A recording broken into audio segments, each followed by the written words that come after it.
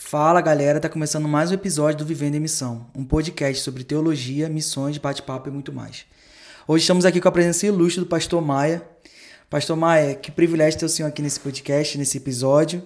E para a gente poder começar esse episódio, eu queria que você se apresentasse pra gente. É difícil alguém não te conhecer, mas se apresenta aí, fala quem é você, como você veio parar aqui na Mais, conta um pouco sobre a sua história, sobre a sua trajetória de vida. Ô Gabriel, obrigado pelo convite, cara, uma honra estar aqui. Espero que esse tempo nosso seja abençoado para a gente crescer juntos aí. Eu sou Maia, meu nome é Luiz Renato Maia, né? Ninguém me chama de Luiz Renato, eu sou pastor e missionário desde 95, estou casado com a Fran, a gente tem 2 filhos, Felipe e Maiara. A gente trabalha desde 2013 na Missão Mais. Nosso trabalho tem sido dar apoio à igreja sofredora ao redor do mundo. Mais significa missão em apoio à igreja sofredora. É uma missão que nasceu lá no Haiti, em 2010, por causa do terremoto. E muitas outras coisas foram surgindo no nosso caminho. Nessa vertente de servir e cuidar da igreja que sofre, né? Como 1 Coríntios 12, 26, dizendo que uma parte do corpo está sofrendo, todo o corpo sofre com ele. Então a gente está tentando viver isso aqui como igreja, tentando colocar isso no coração, na mente da igreja brasileira, para que eles de alguma forma respirem isso junto com a gente, né? Que a gente, enquanto houver um cristão sofrendo no mundo, eu não posso deixar as coisas como se nada tivesse acontecendo, tocar a minha própria vida sem dar algum valor a isso. Mas desde 2017 nós fizemos várias frentes, né, na verdade, pós-catástrofe, pós-guerra, refugiados, perseguição religiosa, desenvolvimento comunitário, mas em 2017 a gente decidiu afunilar nossa vocação especificamente para a perseguição religiosa. Então a gente trabalha com várias ferramentas servindo a igreja que sofre ao redor do mundo. Hoje são, 2025, a estatística de 380 milhões de cristãos perseguidos. Então a gente tem aí mais do que a população do Brasil inteiro que está sendo privada de viver a sua fé e a liberdade de exercer a sua fé no país em que estão. Então, nosso trabalho é esse, é dar suporte a eles, trabalho dando suporte no campo e também acolhendo aqueles que precisam sair. Nós temos um projeto de refugiados aqui na nossa base, você conhece bem, e esse trabalho é de dar suporte a esses irmãos que não conseguiram ficar no campo, né? Não conseguiram ficar no seu país de origem. E falando um pouco sobre o início do lado da Mais, né? Você falou pra gente até ontem que a Mais começou com um projeto no Haiti e ao longo do tempo vocês foram vendo que Deus estava colocando vocês para uma nova frente de trabalho, que é onde está atualmente, né? Com perseguição religiosa. Você participou lá do início de tudo? Como é que foi essa transição de mudança não sei se posso falar de visão, mas de projeto final? Eu cheguei na Mais, eu fui para o Haiti em 2012, foi quando eu conheci a Mais e o pastor Mário Freitas me convidou para conhecer o campo, eu fui com ele lá quando a gente estava nesse processo de namoro com a organização. Eu era pastor auxiliar numa igreja no Paraná. E aí, assim, a gente viveu muito tempo essa questão do pós-catástrofe, né? O Haiti, o Mário, quando começou o projeto, levou recursos para alimentação, água, aí a gente começou a reconstrução de casas, reconstrução de igrejas. Demos sustento para pastores durante um tempo, para que eles pudessem até recuperar a sua vida. E a Mais ficou. A gente atendeu vários pós-catástrofes. No Espírito Santo a gente atendeu, no Japão a gente atendeu o tsunami em 2011, 2015 a gente atendeu o Nepal. Então a gente atendeu várias frentes com a questão do pós-catástrofe. A gente trabalhou muito firme no pós-guerra, que é a questão da Síria, por exemplo, quando nós recebemos 220 sírios, quando nossa base ainda era lá em Vila Velha. Então, a gente foi entendendo assim, porque a gente fazia muita coisa ao mesmo tempo. Todas essas frentes, a demanda disso é muito pesado, né? Em 2015, nós tínhamos 10 bases abertas no mundo. Então, e nós somos uma missão brasileira que arrecada em real para enviar em dólar, né? Então, aí a luta já é 6 por 1, né? Então, dentro desse processo, a gente começou a perceber assim, nós estamos fazendo muita coisa e não estamos fazendo bem essas coisas, né? Então nós começamos a orar pedindo ao Senhor que nos desse um direcionamento para buscar uma especificidade da vocação da Mais. Foi quando a gente, em oração, na luta aí por essa busca diante de Deus, a diretoria reunida no ano de 2017 inteiro, a gente orou por isso. E em dezembro de 2017, numa reunião com a diretoria internacional da missão, a gente entendeu que a gente precisava dar esse passo de transição. Então foi 2017, 2018, até o início de 2019 numa transição, de fechar as bases que não eram de perseguição, e aí nada foi deixado às traças, né? A gente encerrou ciclos, promoveu a autoctonia desses campos, para que eles pudessem seguir a vida, mesmo sem o apoio da Mais. E aí a gente começou, de fato, em 2019, exclusivamente com perseguição religiosa. Foi quando a gente entrou dentro também, aí foi uma conexão de que Deus fez, né? A gente entrou dentro do guarda-chuva das organizações que trabalham com a Voz dos Mártires. A gente recebeu esse convite. Já em 2017 a gente recebeu o convite, 17, 18. Na verdade foi no início de 18, quando eles descobriram o nosso projeto na Colômbia. Gostaram do projeto e começaram a sondar mais, conhecer a nossa organização aqui.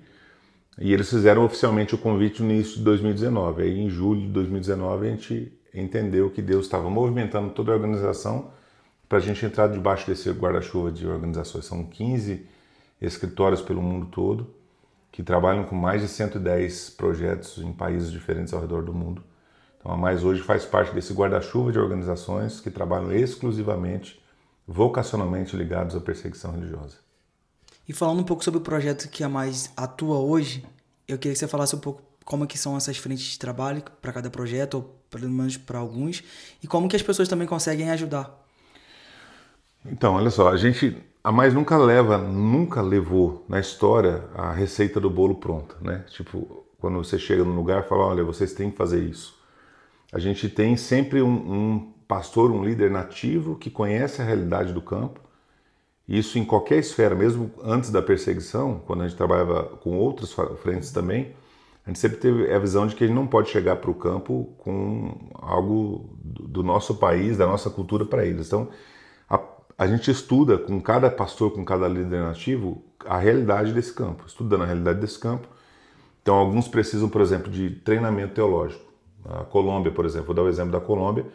Tem pastores lá há 30 anos pastoreando, vocacionalmente muito engajados com a missão, igrejas em locais extremamente difíceis, os caras estão lá firmes no Evangelho, mas nunca tiveram a oportunidade de ter uma escola teológica. Então os caras têm dificuldade, às vezes até em preparar estudo bíblico, preparar seus sermões e tal. E aí nós temos um pastor nativo, uma equipe nativa que tem um seminário modular para esses irmãos. A gente tira eles das montanhas, traz eles para um lugar mais seguro, e aí nossa equipe vai até esse lugar. Eu tive ali algumas vezes já com vários missionários aqui do Brasil, de visita. Inclusive em março de 2026 vai ser a formatura de uma das turmas, a gente vai estar lá. Então é um treinamento, ali naquele momento a necessidade era essa. Nós já distribuímos bíblias lá, já fizemos projetos de microcrédito lá. Então depende muito de cada local, a gente estuda a situação de cada local. Então tem locais que, como Moçambique agora, nós estamos atuando na campanha de Natal em 2025 para Moçambique. São 58 famílias que foram expulsas pelo Al-Shabaab das suas terras. A perseguição chegou de forma avassaladora ali por esse grupo terrorista. Eles foram expulsos da região, perderam tudo que tinham construído. A vida já não é muito fácil naquela região. Então tudo que eles tinham construído na vida perderam tudo. Então estão alojados hoje numa região mais segura, porém vivendo numa condição subhumana. Então nós estamos providenciando para eles agora uma cesta de Natal, um recurso para eles se alimentarem agora no final do ano. E em janeiro a gente começa um projeto de microcrédito com eles, que aí é um projeto de desenvolvimento de cada família. Esse é um dos carros-chefes que a gente tem, porque normalmente a perseguição, ela, como resultado disso, quando a pessoa escapa com vida, por assim dizer, muitas vezes ela perde tudo. Ela perde trabalho, perde os bens que conquistou. Se um cara sai do mundo muçulmano, por exemplo, e converte ao cristianismo, dificilmente ele consegue um emprego no país dele.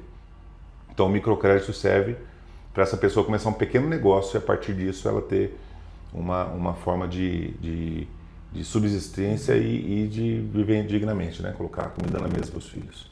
Então é isso, são várias frentes e cada frente é de acordo com a demanda da região e do local. E às vezes a demanda, Gabriel, no mesmo lugar ela muda, né? Ela é sazonal, assim, em algumas situações ela acaba mudando e a gente tem que ter a flexibilidade, né?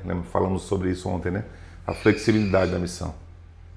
E falando, por exemplo, sobre a questão de como a gente pode ajudar quem está ouvindo.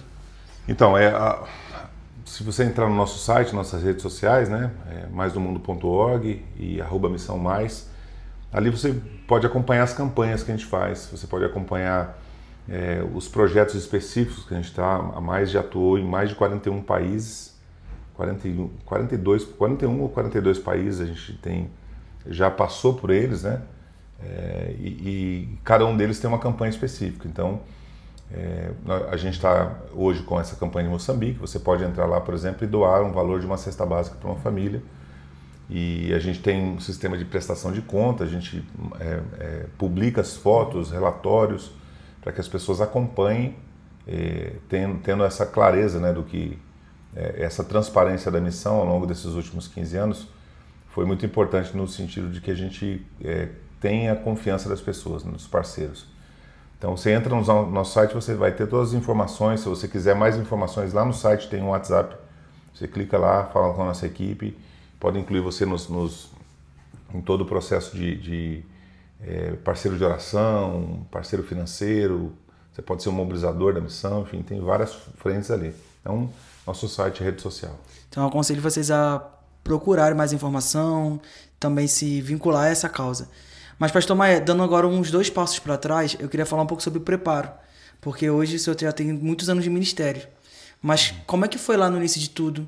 A gente conversou bastante, a gente aprendeu muito com o senhor durante todo esse ano e a gente tem visto o quão precioso é também se preparar, ser treinado, e não importa como começa, mas assim como termina, né? O lema daqui da nossa escola.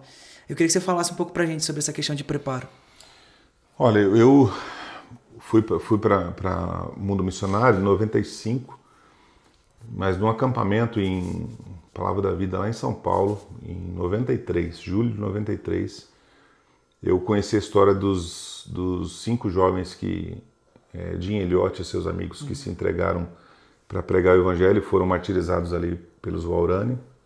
E aquela história me impactou demais, porque até então eu conhecia muito pouco sobre missões. Naquela época, 30 anos atrás, 32 anos atrás, as pessoas não falavam muito.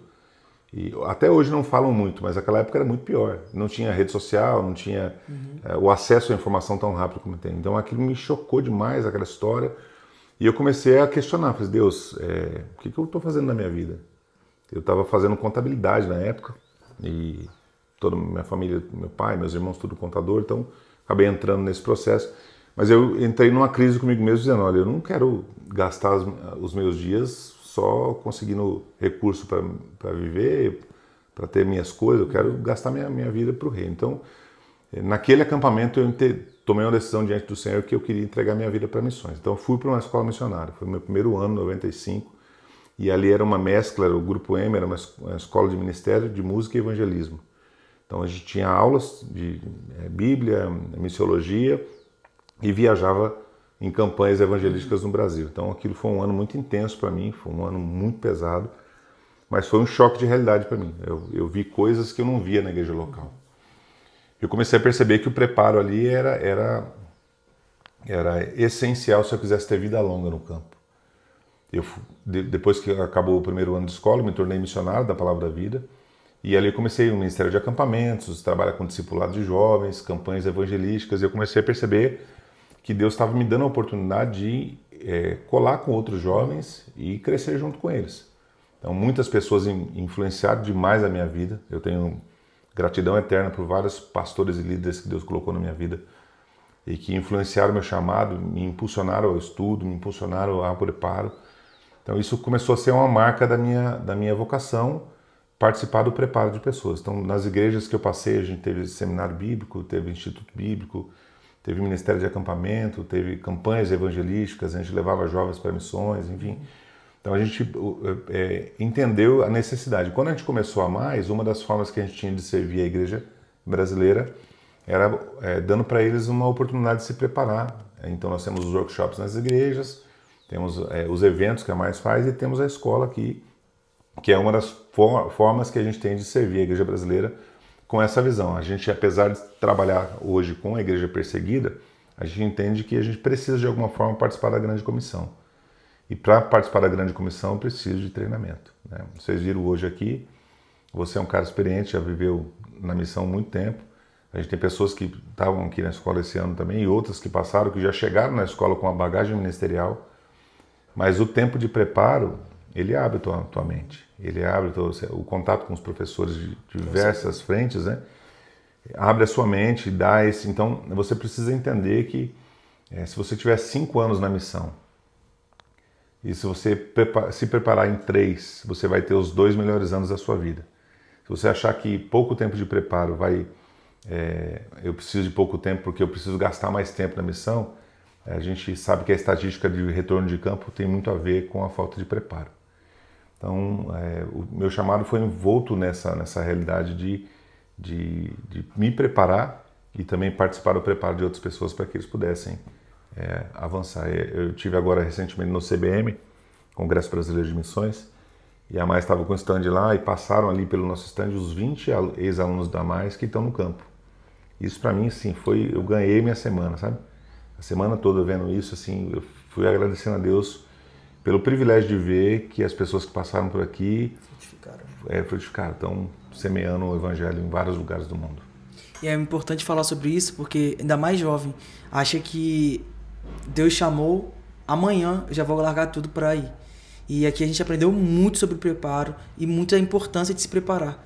E já deixando até aqui uma oportunidade para poder falar sobre a escola, para mim foi um ano muito maravilhoso, de muito aprendizado mesmo.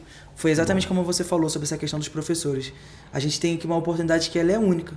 A gente recebe muitos professores extremamente capacitados. Isso acaba ampliando a nossa visão de missão. Então, as vagas para o CT 2026 estão abertas, então também quero te convidar aí para procurar mais informações. E falando também sobre esse ponto, que é importante, a gente estava até conversando aqui antes da gravação, sobre a falta de homem no campo missionário e também no preparo. O que o senhor acha que está acontecendo atualmente? Qual é o cenário do Brasil e por que a gente não está conseguindo encontrar vocacionados homens? A cada 10 missionários no campo, 8 são mulheres. É uma coisa assustadora, assim. Eu sim, poderia levantar várias teorias a respeito disso, mas eu acho que a mulher ela é muito mais desprendida no sentido de dependência de Deus. Ela depende de Deus muito mais fácil do que o homem. O homem, de forma geral, você vê o jovem crescendo numa cultura como a nossa, nos países ocidentais, em que o cara tem que estudar, ter um bom emprego, poder ter uma boa família e prover coisas boas para a família. E, então ele tem esse instinto de ser o provedor, né? E isso é muito importante. E de fato o homem precisa ter esse papel. Só que ser provedor não significa que eu vou fazer isso com minhas próprias mãos. Eu estou há 30 anos num campo missionário e Deus tem suprido a minha família. E quando eu saí, eu trabalhava num banco. Eu tinha uma possibilidade de uma carreira a longo prazo no banco. Então, por estar fazendo contabilidade, eu trabalhava no setor, então tinha uma chance muito boa. E quando eu decidi sair para ir para a escola missionária, as pessoas me questionaram isso. Falaram, cara, você vai se sustentar como? Por quê? A gente ainda tem esse estereótipo que o missionário precisa sofrer. Que o missionário vai padecer, vai passar muita dificuldade. E de fato, a gente tem várias dificuldades, mas Deus está em todas elas. E Ele provê todas as coisas em todas elas. Então, eu acho que o homem entende, fica com essa insegurança. De que será que eu vou conseguir formar uma família? Se eu for, eu vou conseguir formar uma família, eu vou conseguir sustentar minha família? Então, eu acho que tem um pouco desse... E o Deus que dá a visão é o Deus da provisão. E sempre foi na história. E não vai ser diferente com você. Você que está ouvindo a gente, você que tá com a gente aqui, foi assim comigo e foi assim com muitos e vai ser assim até quando Cristo voltar a buscar a sua igreja. É Ele que chama, é Ele que supre. Então, se você é homem, estiver aqui nos acompanhando, tiver um chamado missionário e ainda tiver esse medo, eu te falo em nome de Jesus, quebra esse medo aí, porque ele não é de Deus, né? A gente precisa confiar no Deus que nos chama. E falando um pouco sobre vocação, que foi uma matéria também que você deu aula pra gente, como que a pessoa descobre que a sua vocação é para uma missão? Porque eu acho que também tem essa dualidade até hoje dentro das igrejas, né? Do que o santo é contra o profano, então eu preciso estudar, isso não significa que eu não consigo ser um bom cristão. Tem muito essa visão ainda. Como que a gente consegue combater ela? Olha, a gente precisa entender que a frase do Charles Spurgeon é talvez a frase mais fácil de entender esse conceito. Todo cristão é um missionário ou um impostor. Então todo mundo é um missionário. Todo mundo. E o que é um missionário? É o portador das boas novas do Evangelho. Então eu posso ser um portador das boas novas do Evangelho dentro de uma sala de aula, num escritório de advocacia, num hospital, na enfermagem, na cirurgia. Eu posso ser um portador das boas novas do Evangelho entre povos não alcançados. Então a gente precisa primeiro quebrar isso. Que todo mundo tem um chamado missionário. Quando Paulo escreve a igreja em Corinto, que ele fala que nós somos novas criaturas em Cristo, as coisas velhas se passaram, eis que tudo se fez novo, é um versículo que dá pra gente uma convicção de que Deus nos resgatou de quem éramos sem Ele. Só que Paulo continua escrevendo a respeito disso, dizendo que nesse exato momento, de sorte que somos embaixadores em nome de Cristo. O que acontece? As pessoas acham que um dia ela vai ser salva e em outro momento da história Deus vai chamar ela para alguma coisa. Não, é o mesmo evento. A partir do momento que você foi resgatado por Cristo, você se tornou um agente de salvação, de levar as boas novas. O que a gente precisa aprender é que existem as especificidades da missão. Então, por exemplo, a gente usa bastante o exemplo de Amós na aula. Né? Amós era um boiadeiro, colhedor de figo, ele trabalhava nos negócios da família. Culturalmente isso era muito importante, os filhos levarem o negócio do pai, perdurarem ali, né? Perpetuarem o trabalho. Mas Deus o pinçou ali no meio daquele trabalho, que ele achava que era a vida dele, ia ser ali para torná-lo um profeta.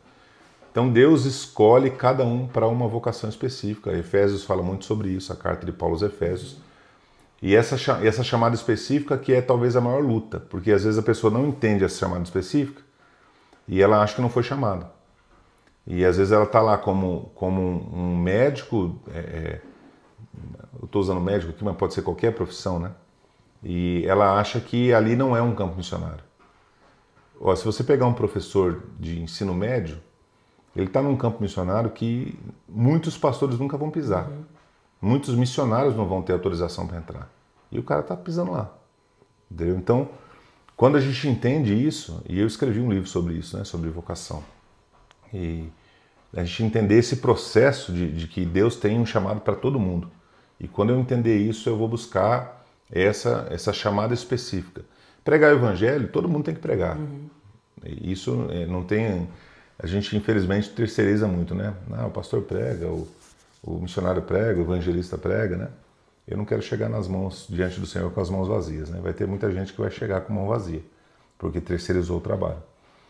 Mas essa especificidade precisa ser buscada para que você possa saber o lugar que você vai investir e gastar os seus dias servindo a Jesus. Seja num campo transcultural, do outro lado da rua, do outro lado do oceano, né? Onde Deus quiser.